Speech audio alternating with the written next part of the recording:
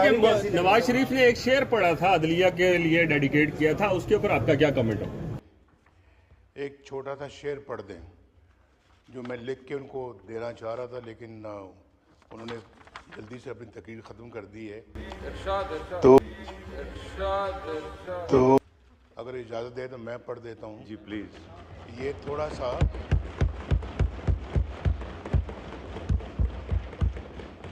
जो दुख हमने अदलिया के हाथों उठाए हैं, तो अदलिया के किरदार पे एक शेर है जो किसी ने लिखा है, और मैं उस शायर का शेर पढ़ रहा हूँ कि नाज़ो अंदाज से कहते हैं कि जीना होगा, नाज़ो अंदाज से कहते हैं कि जीना होगा, जहर भी देते हैं तो कहते हैं कि पीना होगा, जब मैं पीता हूँ तो कहते हैं कि मरता भी नहीं, और जब मैं मरता हूँ तो कहते हैं कि जीना होगा।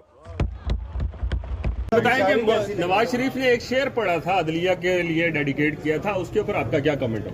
आपने इरशाद भी कहा था, रिबर्टल देंगे। मैं तो शेर का जवाब देना चाहता था सर प्लीज, लेकिन स्पीकर साहब ने उस वक्त मौका नहीं दिया। अभी फिर मैंने बात की नहीं, शेर का जवाब शेर से दें सर, शेर का जवाब, लेकिन वो मैं कल जब ऐवान का इजलास होगा।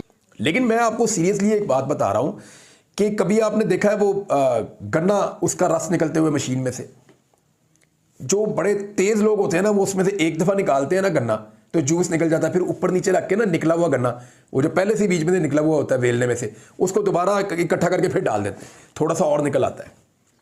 फिर जो ज्यादा सियाने होते हैं ना, तो उसको पानी में रख देते हैं, वो थोड़ा सा फूल जाता है, उसको दोबारा फिर डाल देते हैं, फिर थोड़ा सा रस निकल आता है। तो इस तरह बार बार गन्ने का जूस निकालते हैं कादी साहब का, ऐसे इन्होंने जूस निकाला इस हुकूमत ने।